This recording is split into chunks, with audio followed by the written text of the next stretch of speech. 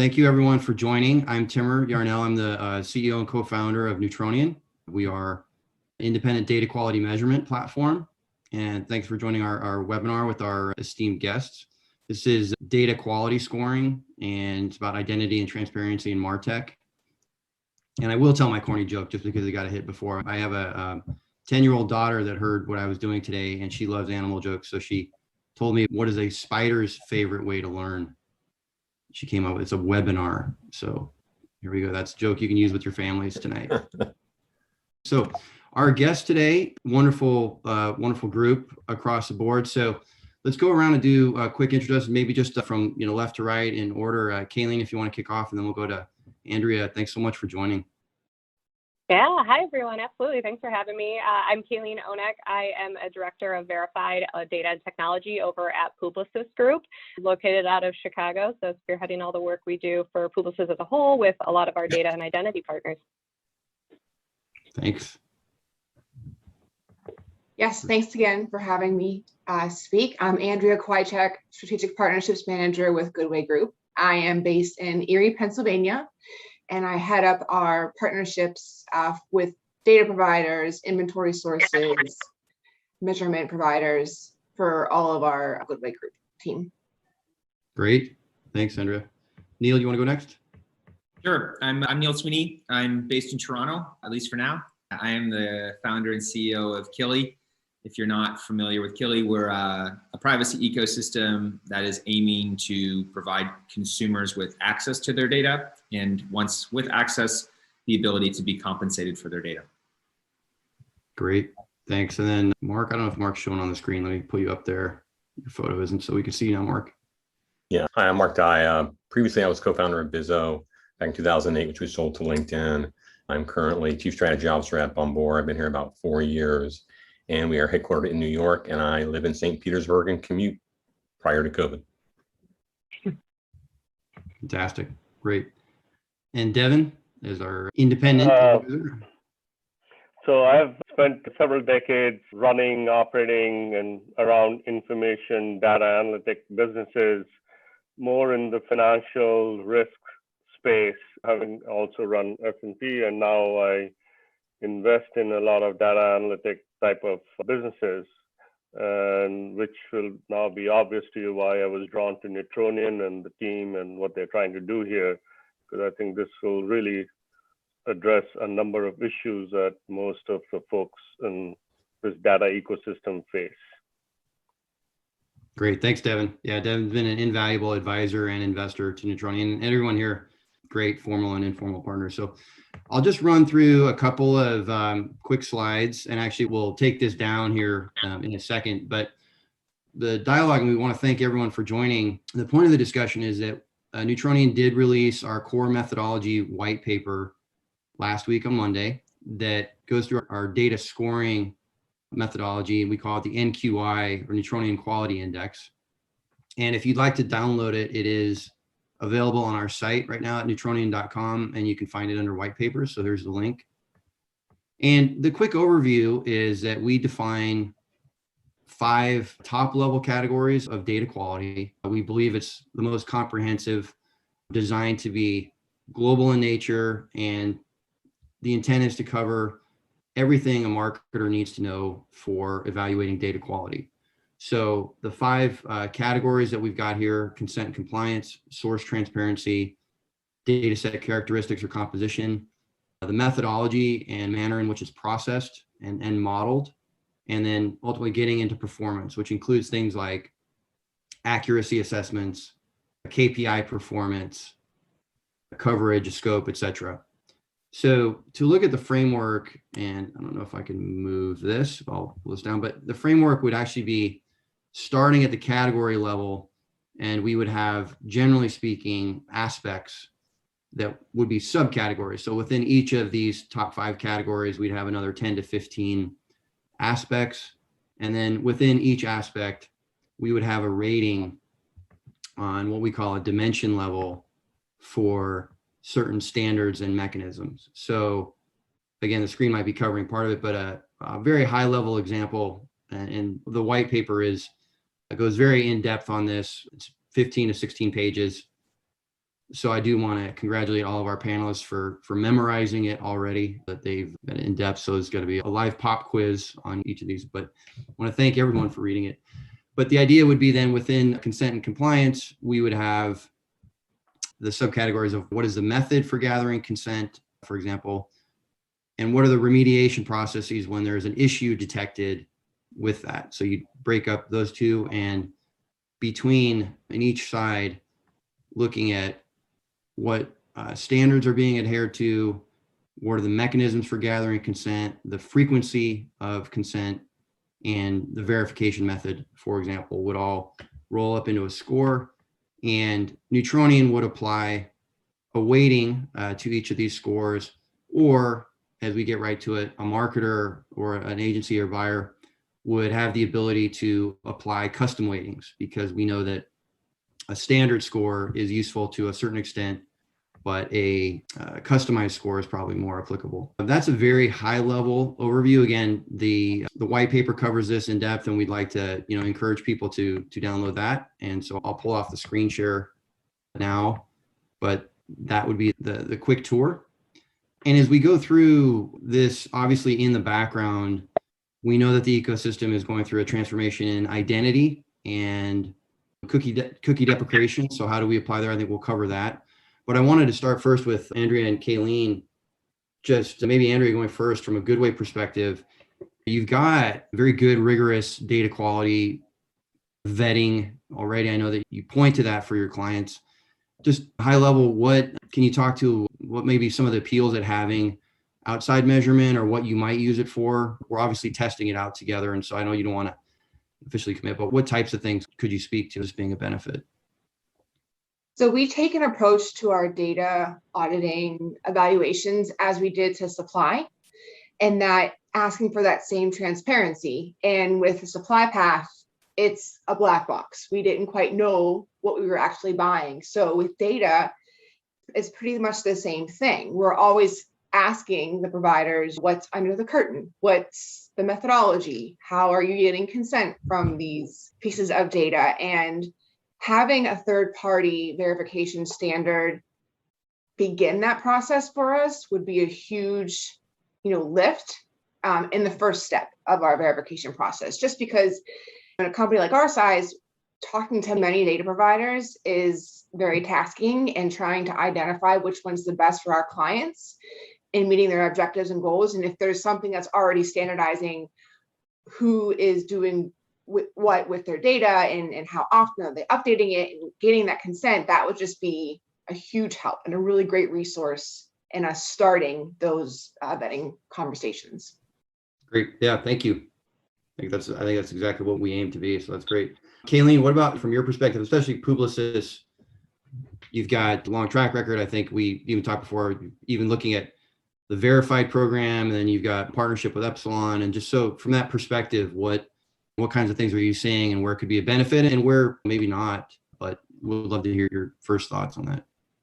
Absolutely. Yeah, because you make a valid point. I know we've kind of talked about this. The verified process in and of itself, there's a lot of commonalities with the work Neutronian does and what we do from a verified perspective. Verified at the end of the day is end-to-end global product evaluation, where we are trying to measure services and capabilities of some of the industry's most leading partners that we all work with across the group against industry standards and group standards. And so where this kind of fits in is having partners like you guys that sit in space. Obviously, we're doing due diligence to look at partners that we work with closely, but we also run into the fact that we have skin in the game. We are an agency, we have tech, things like that. And adding a sustainability label or a score to a company that isn't done by the company itself, getting out of this range of working with partners that are grading their own homework type of mentality, and working with a partner like Neutronian, who can actually do a third-party audit and look at things like the privacy policies and the data flows and the consent, and give that full transparency based on a standardized. That's also huge here too. I think Andrew, you make a good point. You guys are doing your own assessment. We're doing ours. There's a lot of different companies running their own assessments, but we're all kind of building off of our own criteria set, if you will. So having a partner like you guys in the space to run this kind of audit, and you are agnostic, you're looking at things from a marketplace industry perspective, is key. And that would allow advertisers and agencies like ourselves to focus more on almost a use case or curated mentality when it comes to the different partners we're working with. Having that foundation almost that you guys are giving us to then build upon and customize for the work we're doing with our clients, I think would be key. Yep. Thank you. Great. That's great perspective. So from a buyer standpoint, and again, I think going to Mark and Neil, thank you both to your organizations, both Bombora and Kili, for stepping up and being certified for a Neutronian system. We've launched with a baseline certification, and that's the seal. Obviously, this white paper is about moving to the scoring model. And I think implicit in that, it's about starting to evaluate specific use cases and fit for purpose. Mark, you've got strong reputation in B2B intent, especially. Could you talk, a little bit about why certification in terms of some of that problem solved, and then just maybe some thoughts around scoring from what that would further enable? Yeah, I can kind of speak a little bit to what Kayleen was saying about people grading their own homework, because when we're talking to the buy side, all data providers sound a lot alike. Everyone has the same buzzwords and says the same thing. And unless you're in the business, you don't really understand how nuanced it is. So for example, we've launched a campaign, and Timur, you've been helping us promote this about the bid stream, because a lot of data companies harvest bid stream data. They pay a small nominal fee for a seat on a DSP. They get access to the entire bid stream. They have no intention of buying media. They simply sit there and harvest data all day long. That data is not consented. It's not authorized. It's not legal. But unless you understand how this works and know how to ask that question, then things like that matter. So the sourcing of the data is incredibly important. And for Bombora, who prides itself on quality and doing things the right way, for example, we source our data from over 2,000 publishers, and we have a direct contractual relationship and have rights to that data under a contractual agreement. And most of the data providers in the space do not have that. And so Neutronian we jumped at the chance to work with you when you first started, because having an outside voice that understands how this stuff's stitched together is incredibly important, because now we have an objective teacher grading our homework, not each student grading their own homework. And so that piece is really important. As we move into the identity space, it becomes even more important, because I'll give you real examples, right? In Europe, we made the decision in 2017 to double down in Europe when GDPR was coming into force in May of 2018, when Oracle and a lot of people were pulling out. We made the decision to double down and build and augment our publisher network in Europe. So we are fully compliant with GDPR, but even in consent, what does consent mean? You have people that have universal consent, and that means everyone gets consented. You have people that are sharing consent strings, right? You have data exchanges that are actually sharing consent strings with third parties. Does that publisher actually have a consent management system? What standard are they on? And people like to throw around words like consent and identification, but those things don't mean anything until you get under the hood. And like I said, we welcome companies like yours coming into the marketplace who are spending all day, every day thinking about this stuff and can help guide the discussion. And even if someone doesn't use Neutronian, the structure and the questions to ask and the framework, right, are really important going forward. And it's even going to be more important when cookies start to go away and we start talking about first-party data. Because what does first-party data mean? Dell Computer can go to Dun & Bradstreet and buy 30 million email lists and onboard those in LiveRamp, and it's considered first-party data. Guess what? Dell Computer has no relationship with any of those people. They just went and bought their names and email addresses from Dun & Bradstreet. But the publishers have to get the consumer to actually opt in. So even on the brand and pub side, consent means completely different things. First-party data means completely different things, right? So there needs to be a common way to communicate so people just don't use these vague terms that have no true definition in the market. And companies like you can actually set those definitions.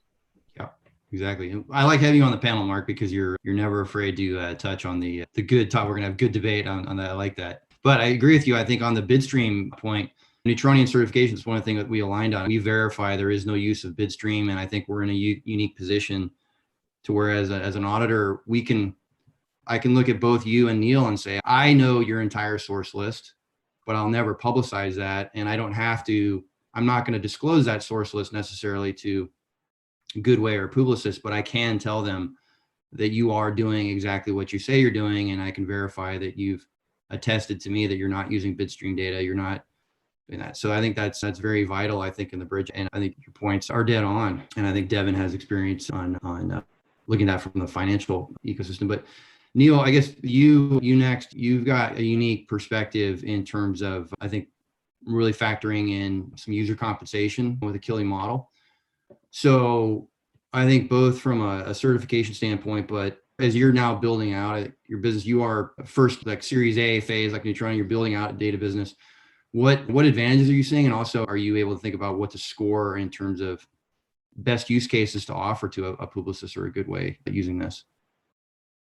So this kind of riffs on what Mark was saying around the notion of consent. And first, for us, we put our hand up to go through the Neutronian validation. One, because we don't have anything to hide. And I think those that don't put their hand up, there's your first flag right out of the gate. And secondly, as a business that's smaller than some of the bigger companies and doesn't necessarily have all the marketing muscle, I think smaller companies that are trying to change the ecosystem are actually at a disadvantage in the market because they don't necessarily fit into kind of the cookie cutter sort of evaluation. So for us, we wanted to be part of the Neutronian scoring system because one, we think it validates what we're doing. We're like-minded and that we believe in this notion of trust and transparency. But we can point to it to say to a Goodway, a Publicis, an IPG, an Omni to say, look, we get it. There's a ton of work associated with everybody's going to try to sell you data. We get that. Everybody's going to tell you that they've got the moon. We get that too. We're trying to make it easier for you. We think what we're doing is pretty unique, but don't take our word for it necessarily. Here's a third party with no skin in the game who can give you this evaluation and give you the confidence that at minimum, we should be going to the next step. And to me, I've often drawn this parallel where, this industry has a tendency to always talk about validation. And this is just, to me, is just the natural iteration. We saw this with fraud detection or bot detection, and then companies like White Ops and others came to the forefront. We saw this with viewability. To me, data is the next tranche. So if you're checking viewability and you're checking fraud detection, but you're not checking data quality, your priorities are out of order, in our opinion. So for us, it's you start at data quality and you work your way up. Our personal belief is that a lot of the challenges in the marketplace today really come from a disintermediation of the consumer from their own data. So if we subscribe to the notion that, generally speaking, data is a manifestation of identity, as soon as you remove the consumer from that conversation, and this sort of talks to the consent part, Mark, you immediately lose fidelity. You immediately lose control of privacy. You immediately lose control of the consent and the opt-in process. And what we see in the market is that there's a ton of kind of B2B solutions trying to solve this, none of which include the consumer. So our whole philosophy is, if you actually bring consent and you tie it back to the consumer, everything downstream of that gets better. Fraud, fidelity, transparency, compliance, etc. And so that's really been our sort of specialty, is how do we actually bring the consumer back into the conversation? If we do that, then whether you're a Procter & Gamble or a trade desk, the issues and the challenges that you have regarding all of those variables tend to go away. And I've been pretty vocal about the notion of kind of the cookie-less solution. It is like the industry's kicking the can down the road on this. Cookie-less is consentless more often than not. And so to me, the progressive brands and the progressive agencies are starting at consent and working their way backwards, not starting at cookie-less identity or data, but rather the other way around. We think the Neutronian piece is a good piece, and we think all the companies, Ibotta, IOTA, all these companies that have gone through it, to me, it's a natural validation for those firms. They're good companies. They're trying to do the right thing. We think that the entire industry is going to rally around this sort of standard. Great. Thanks, Neil. Yeah, Neil, your model, I think, is innovative in terms of wanting to expose that data to the consumer. So, very thoughtful process with you and your team. I think in addition to going through all the normal Neutronian hurdles that we took, several months to work with you on, I had to do the mom test as well, which I had to go to my mom, who's She's taught herself computer programming. She's very careful about privacy, doesn't want to share anything. And so I had to elevator pitch my mom what Killy does, and her reaction was a good vote in your favor in terms of the exposure and allowing her to get some control over that. That was a big void. For a job, we're hiring engineers, so she's, depending upon the languages she's programming in, we could have that chat. Yeah, she assembler and COBOL. I don't know if they've got the skill sets now, but she's great with that. But before I'm going to come to Devin, just I think because Devin's got such a great perspective. But before I do that, I think talking about cookieless and shift in identity, we really have to get to that, because a data quality framework is obviously only as good as its application. And so we believe we've published a powerful, flexible framework. There's so many issues facing us, and I think we've got a lot to solve as an ecosystem. But Neutronian will be doing a cookieless review and certification in terms of applying our framework specific to that. I think in looking at last I saw, there's over 80 identity solutions now in the ecosystem. So I guess maybe first Kayleen and Andrea, and then I'll come back to Devin. But can you speak to that too, talking about how are you evaluating future proofing and the identity solutions coming at you, and can we look at that cookieless application immediately? Absolutely. No, it's a great question. It's the big question, I would say, because we have this wonderful world ahead of us. How do we handle all these different solutions that are coming at us on a daily basis within kind of this fragmented industry we're all in? And it's not just about the first party authenticated space, but I think that's been obviously a big area of focus for a while. But when looking ahead, the new identity framework, we're seeing it as many layers, from authenticated IDs to unauthenticated models and AI, and how that's going to work, to the browser-based solutions with cohorting, and how this is all going to fit together to be able to create this new opportunity of the open internet, pretty much. And that's dependent on removing the existing fragmentation that we have and eliminating the disparity across the different partners we're working with as these solutions continue to roll out. And I like to go back. It's one thing to have a handful of identity and cookieless approaches and solutions, but when they're not all built around a similar practice, a similar foundation, having standards, having some type of bottom line, we're a little bit back to square one where we started. And so with Verified, we started that pivot a little bit last year with this idea in mind of how do we get a pulse point on what our partners are doing to future proof. And we did start to bake that into the Verified process, really starting to ask the questions. Obviously, last year was in a very different place than this year and where our partners are at. But we want to understand, how do we aid our advertisers in building an identity and cookieless strategy, at least? And if we don't have a clear understanding of what our partners are doing in the space, to start to put some rigor around solution maturity and testing feasibility, then, that's where we really need to start to think about a foundation to build from. That's where this, framework and, methodology, how do we take what we learned through the years in our fight for data transparency and our fight for all of the other transparencies that we've been talking about, like with supply, and apply that to identity and cookieless solutions, and really what that's going to look like in a future state. So I think it's definitely there. You're taking the bottom line goal of the Neutronian data quality framework of getting that necessary information to make informed data use decisions and create testing frameworks and build from that. I think all of that can be applied to an identity matrix as well. Definitely. Yeah, that's our intent. So thanks. How about you, Andrea? I'm sure you're seeing I'm sure your clients are asking all the questions about identity. Probably that's the first thing that comes up. And we've done it in good way in Neutronian. We've talked about data performance testing. You've been great in chatting with us about that. But yeah, what are your thoughts on those topics of cookieless and identity? Really, just to echo what Kayleen had just said, it's exactly what she said. I don't have much to add. You said it very well. We're pivoting our conversations to ask more about how are you future-proofing? How are you staying relevant in the future when this industry shift happens, so we can keep using you? Otherwise, you're not going to have our business. And with our clients, they're starting to ask a lot of questions. So now we're doing some diligence and digging into all the different identity providers and making sure we know what solutions are out there, and that we're ready to help them plan with their planning and execution, so that when it shifts, there's really no huge hurdles or hiccups in the way. So yeah, again, it's just putting our providers to the test and making sure that they're staying above or at par to being a solution that we can use. Well, I think implicit in what you're saying too, then your clients are, and I think Neil touched on some similarities to viewability, brand safety. One thing that we're not doing that happened in brand safety and bot detection, one thing we're not doing is we're not trying to focus on the bad. Here, I think this group, and I'm very grateful to our partners group, and we're actually focused on building a positive framework. And it's like providers like Bombora and Kili who are willing to step up and it's let's highlight the good players. So that's not a similarity to brand safety. But I think what is similar is that brand safety started out really as binary pass fail.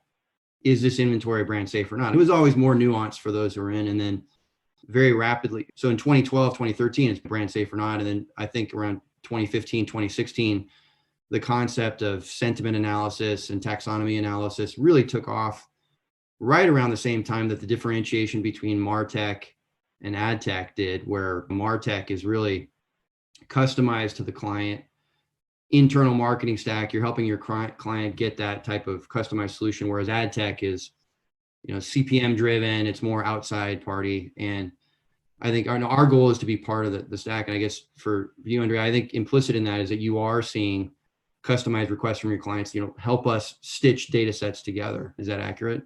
100%, yes. And we want to be able to provide that solution for them. Everything pretty much is customizable because all of our brands and agencies have different objectives and outcomes that they want to achieve. So there's not one size fits all solution. So we have to be nimble and be able to adjust to whatever our clients are requesting. Yeah. And I think, Kayleen, you've got a strong partnership, obviously, with Epsilon. And I'm sure even with that, this is not just about third-party data. It's the gradations of first-party data and what you can stitch together, right? Pull together. Otherwise, you're just going to buy Facebook and Google and be dependent on that, which is not necessarily the best thing from a dependency standpoint. No, absolutely. Yeah. And it's one of those things that you got to look at the marketplace as a whole. And when you're doing something like that, to Andrea's point, it's all customizable. We have to. I love that you said one size fits all approach. We say that all the time, especially from a verified perspective. We can't just zero in on only particular partners because it is going to vary based off of our clients and whether their own data maturity, what their use cases are, what goals they're trying to solve. And so even with having Epsilon into the stack and everything like that, it's looking at all stack, not just data. We look at all different pieces of technology and we stay exactly agnostic how you guys are from a Neutronian standpoint, because that's how we're able to provide the most value to our clients based off of where they sit and what they're looking to solve for. Great. Devin, you've been a wonderful advisor to us, and I think your perspective on the development in the financial markets, what have bond ratings enabled in the financial markets, and even credit scores, for example, even though, and this is, Neutronian is not rating at kind of a credit score level, where I think we talk about more of thinking of audience and data as more like a bond rating, for example. But can you just give some perspective on what you saw develop at S&P and how you see data scoring starting off and evolving a bit?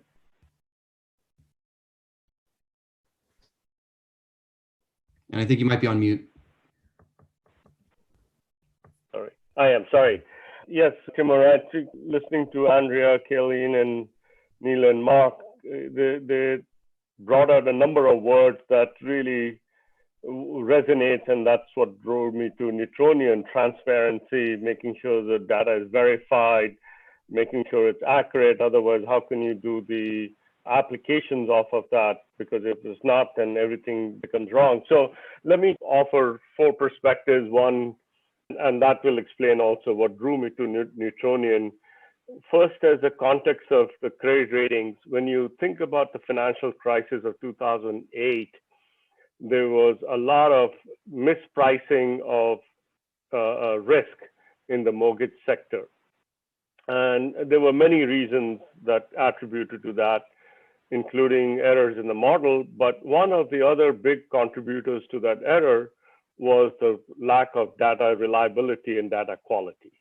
And that led to a lot of problems of mispricing of risk, and that led to the financial crisis. Not the only reason, but one of the contributors to it. And if you look at the source of the issues, why there were so many problems in the data, that led to, there was data fraud for sure. There was sources of data reliability were very poor and all over the map. Some were very good, some were not very good. And there was not a single uniform way to figure out which was more reliable, which could be used in the models, and which couldn't be used. And so the data characteristics were also all over the map. It turns out then that's what the regulators recognize. And in the regulation that came after the financial crisis, one of the things the regulators asked for was a validation of the data that anybody was going to use. They had to endorse that about its reliability. And either they did it themselves or they had to get an independent partner to show how reliable the data was. And it was important because if you were going to use models as a way to assess risk, and if the input is garbage, then the output is going to be garbage. It doesn't matter how good your model is. And that was what sort of began to change. And including at S&P, including all the banks and other financial sectors, they all implemented processes around looking at the data they were going to use, how reliable it is, how accurate it is, the quality of it.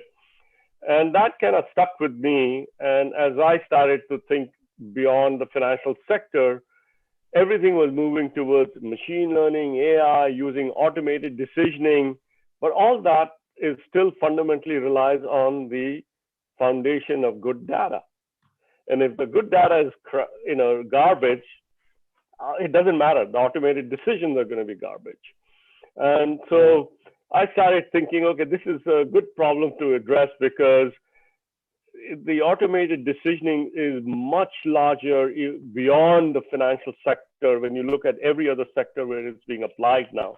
So if that was an issue in the financial sector, just imagine how big the issue is outside the financial sector. And that got me a conversation with Timur, and I liked the thing, what they were trying to solve. And I thought this was a problem to be solved.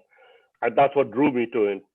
And if you really then step back and say, what does a scoring or a rating do? And all four of you threw those words out. So it's a bit of a repetition standard. It creates a definition around standards.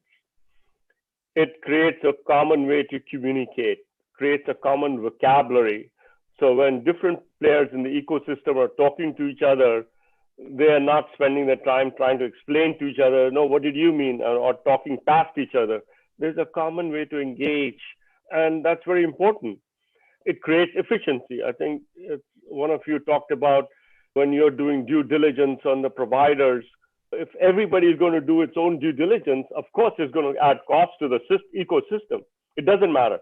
It'll add your cost. It'll add to the cost of the buyer of the data. And somewhere, someone has to then pass that cost out back to the consumers who you're targeting towards. And so it does bring efficiency in a number of ways. It takes the friction away. And the other thing that rating does, again, so I think, Neil, you talked about effectiveness, about if you can rely on the data more, then all the fraud analytics you do, you can have more confidence in it. You can even do better targeting of ads. As we all know, in the ad market space, a huge amount of ads are inefficient and wasted. And it's largely because the identity and the data associated with it is not always accurate or reliable. So if you solve that, you also actually improve the dollar you spend on all of this. And what did tackling data reliability do in the rating space? It created more confidence and trust that, gee, all the things that people are doing, you can trust it more. And that was a very important piece of it. It created more acceptance that people would say, okay, now I understand what this rating means. I can use it. Didn't stop people from doing their own analysis, but it was a very nice way to complement what everybody else was doing it for themselves, and a way to reduce friction.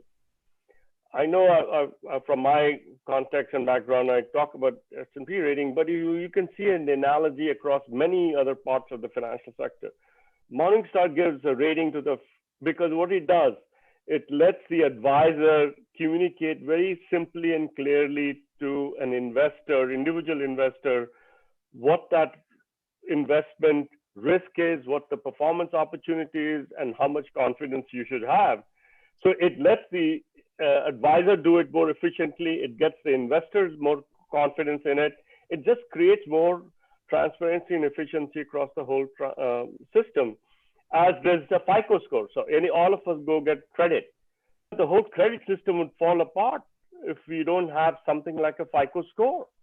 And to some extent, it has created efficiency. It has taken some risk out. It hasn't eliminated risk, but it has taken it out, reduced it. Same thing, I think a score like this is going to do for the marketing spend and for the ad spend as well, as people look to using this in terms of personalization. And again, as I said, everyone should do it internally, as regulators will tell you.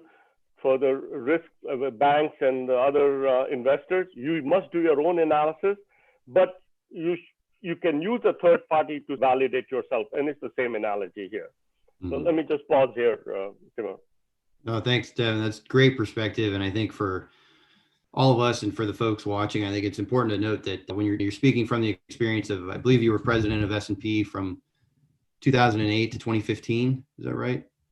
So 7 to 15, yeah. 2007 to 2015. So I mean, right through the thick of the precipice and had to guide S&P through probably the worst, very dark time. So I think true experience, I think speaks very well. Kayleen, coming back to you on that, can you talk in terms of the level of conversation, like with the brands? I think I love the ecosystem we're in, because I say you get to work with really smart people. Sometimes I think our ecosystem, we all try and be a little too smart, but we are, very smart folks. Our ecosystem has been proclaimed dead probably 10 times now, and we always find a way to innovate and to grow, and we will in different forms. But I think it confirms what you're saying. Are you hearing exactly these things reflected in brand and client conversations? And that's exactly it. Is it at the level of granularity where we could explain this type of a score with those categories, or where do you think like the best fits would be when you start talking about how this can be applied at the brand level? Yeah, 100%. I think so. Where I sit, I don't work direct with the brands, but based off of what I'm even hearing from a marketplace perspective, which I actually think is interesting, because I'm talking with our agency leads, I'm talking with our partners, I'm hearing just different facets of the conversations that are happening with advertisers to date. And I would say I think we are at a place, just because more and more, I think, Andrew, you were the one that brought this up at the start. Clients are asking for that. They're coming forward and they're asking, what due diligence has our agency partners done?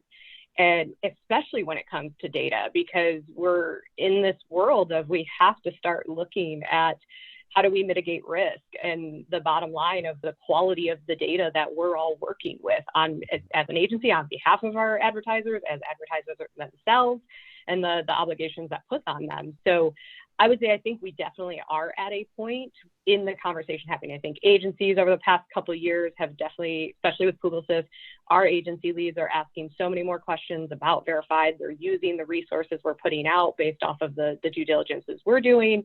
We're getting more and more conversations with legal and privacy and talking about the technology side of the house and the audits we're doing. So I would say we are at that point, just because the moment we start having partners coming forward, clients, advertisers coming forward and asking us, hey, what have we been doing in the space? The partners we've been working with, the partners we've been activating with, what does that look like and how are they stacking up? So to have that industry lens to start to come into the play, Devin, I think you said it, when it came down to on the financial side, you either did the assessment in-house or you had a third party. But I think we've never really been in a space yet where we've had a partner that has dug in the heels to start to set that foundation from a third party perspective. So I definitely think we're at a point to begin the conversation. I think it's going to be a learning curve. I think it comes down to education, no matter what, for all parties involved, getting on the same language, not only us all talking the same language from an agency, a data, and ad tech side, but then making sure our advertisers and then consumers also feel educated, especially as it relates to understanding the data that's being used and where it's coming from.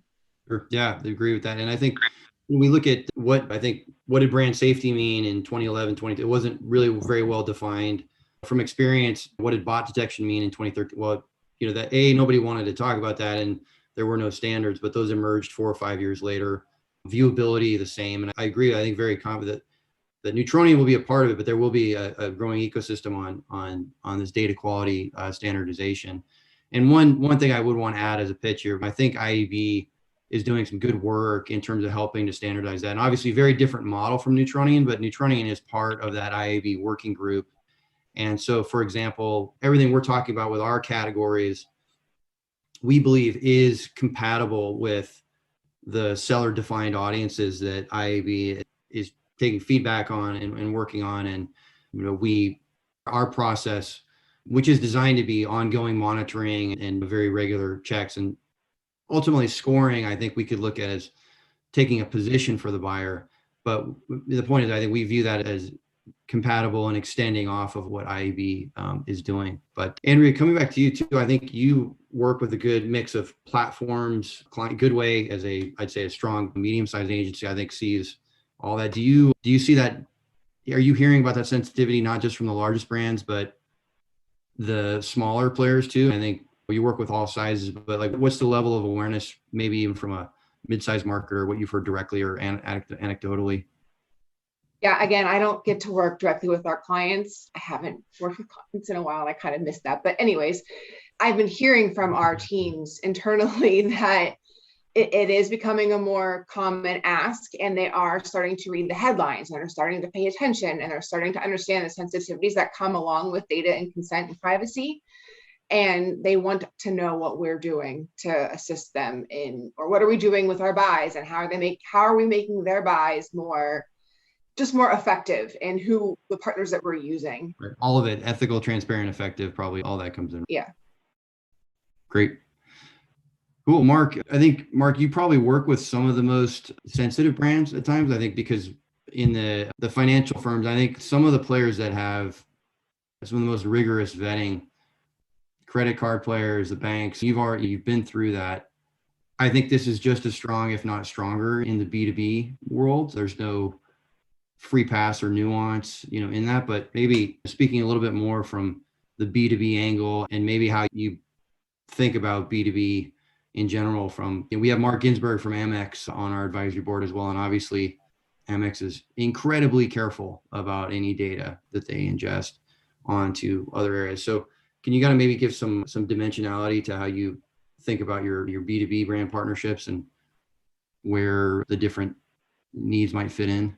Yeah, I actually do spend a lot of time talking to brands, right? Because we're rather unique. We have two businesses. We have an ad tech business where people buy our data for targeting, but our primary business is selling data for first party use cases. So I spend all my time with American Express, SAP, AT&T, SAP, go down the list. And we have 30 of the top brands, advertisers that use our data inside their systems. So we have gone through this rigor with all of these guys, including American Express. And I can tell you, I'm probably on 5 calls a week talking about identity and cookieless with the brand executive teams, because they want to know, right, where this thing is headed. And the challenge you have in this space broadly is it's very much not like viewability and that kind of stuff, because, right, you've got major monopolies in this space that are spreading fear for the sole purpose of commercialization. Apple with AT&T, they don't say, don't share my data for advertising. They say, don't share my data, right? And to the iPhone user, my credit cards are on there, everything is on there. And so Apple is purposely trying to scare people into not going their data. And by the way, Apple has 50 executive advertising positions open right now. They're going into advertising. And so this is all BS, the last right? minute register on the webinar. So yeah, no, it's out there in the open. What they're doing is obvious. And I get advertisements for iWatch on my iPhone in my settings all the time. So Apple is an advertising company, and they're going out of their way, right, to hurt identity. And so we've got to educate consumers, right, about what this is really about, because the monopolies, Google primarily and Apple, are going out of their way to spread fear about how this data is being used. And when people say identity, they think identity theft, right? That's a major issue for people. Well, we're not talking about identity theft. We're talking about serving an auto ad, but they're going out of their way to not talk about that. So I think this identity solution, talking about certification, talking about the things that you're doing are important, but it's got to start with consumer education going back to what Neil was saying, it all comes back to the consumer. And, Well, I think so that's a great tee up for Neil too, and the position on Apple and Google. It is interesting. I think that Apple obviously is, wonderful debate point. What I do think about Apple that is interesting in that position is that clearly Apple believes there's an opportunity to talk about privacy. Now, is it fear driven or not? That's a good debate point. But you have probably the most valuable company on the planet taking a huge point of saying we're going to drive that. Now, is it stoking fear or not? But I do think it points to that there's a huge percentage of the consumer base that is thinking about it, and is it prone to fear or there. But for years, I think I would walk around conferences, and one of the reasons why things didn't move is because there was a subset of our ecosystem that would just say nobody cares about privacy really. And I think that is no longer even debatable. That's the truth. People just talk about it so much. But I think Neil, I see you're taking a huge direct swing at that consumer education in a way. Yeah, just sharing some tidbits in terms of you want to talk about your direct consumer outreach and what you're seeing so far from users on the Kili platform. Yeah, I think what Mark was saying, I agree with. The thing that we always look at, and just to draw a parallel to Apple and ATT, is that the numbers say what they are. You've been talking about the deprecation of the MAID for a while. You have a 96% basically opt-out rate. Digest that.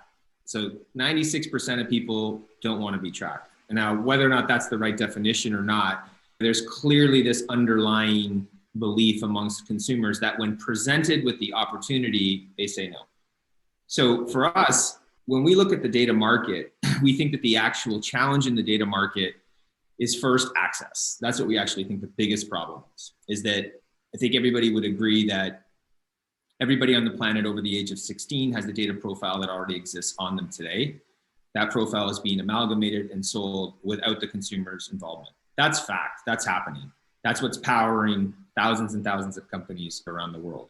The problem for the consumer today is where can you go as the destination to vend in? Not necessarily opt out, not necessarily unplug, but actually just vend in and have a voice and have an opinion. The answer is nowhere. And for us, when we look at the market, the challenge that we have is we say, I believe that there's universal acceptance amongst consumers that they should be involved. We can debate to how much. We do not subscribe to this idea that consumers should control all their data or companies should control all their data. We think that there's a world where these two things can coexist. Why does it have to be extremes? I've yet to find a consumer that doesn't think that they should be involved yet. The problem though is that if you have universal acceptance that you should be involved, why do you not have universal action? That's to me is the multi-billion-dollar product problem, is that if you can solve that, and I think part of it's data is often technical, it can be intimidating.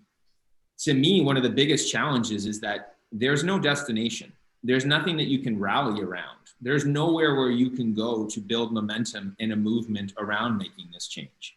And not to get romantic around this notion, but we often draw this sort of parallel between kind of a change and revolution. Is that if you look at historical revolution, it's never done by great people. It's always done by common people en masse, looking at past behavior, not new behavior, drawing a line in the sand and saying, we're not doing this anymore. That's coming for data. Everything that's happening regarding the awareness from Apple and surfacing that, the deprecation of the cookie, COVID tracing and screening, the drumbeat of awareness around data is pushing that. So for us, our whole philosophy is you need to create the destination to allow consumers to rally around that. That's the consumer side. That's the B2C side of the equation. If you can provide that destination that allows consumers access, the ability to opt in, the ability to opt out, the ability to put in consent. I come back to my same point. It's the downstream impact of that on the B2B community is enormous because you have this authenticated truth set. And I just think that you have a really tough time getting to that if you don't involve the consumer. So for us, you got to provide access to the consumer. What we do is we're reaching out to between 800,000 and 1 million users per day to reestablish consent, to reestablish a communication string between what we're doing at Kili and what's happening with their data, inviting them back into the ecosystem, check the data, validate the data, revalidate the consent string, all these things.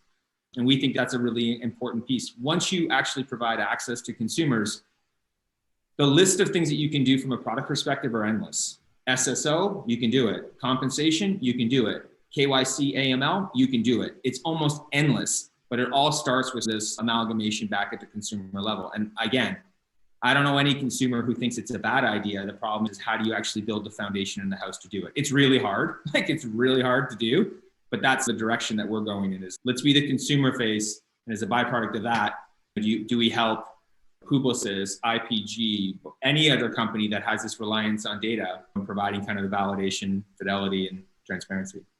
I think, Neil, and we'll wrap up here in a minute, but I think your point is, it's good. I think what Apple has done with ATT, how well does it present an opportunity to opt in terms of the UI? Obviously we could all get into the UI directive, and here in North America, what's clear is that we're being left with patchwork and company-driven regulations, as our default has been opt out here in the West, where obviously GDPR has been different. And I think, Neil, the panel, your panel that you had last week with Ann Kavukian, who obviously one of the key architects of GDPR and other folks, that was very useful in terms of Ann's parallels on that. But anyway, great points all around, good debate. And I think this is the type of group I get energized just seeing. Thank you to all, because I get very energized about what I'm doing. I also get energized about the folks that we get a chance to work with. I think all of your perspective is so helpful. Mark, Devin, Andrea, Kayleen is wonderful. Hopefully soon we'll be able to do something like this in person. I have really missed, I got to say, as a founder, I love being a founder, but I have really missed the energy that comes from these types of in-person debates and the vitality. So hopefully we'll get to do something like this. I think, Neil, you said we can pull together a data quality day or a privacy day that we do in New York or something. So anyway, let's wrap up. Thank you so much for your participation, and we'll do this again. But Mark and Neil and Devin, Andrea, Kayleen, thanks so much for your time. And we'll have a recording available on the Neutronian website. We'll send that out as an alert, and any other questions that come up, we'll try and do an act 2 of this at some point in the future. So thank you, everyone. Thank you. Thank you. Thank you.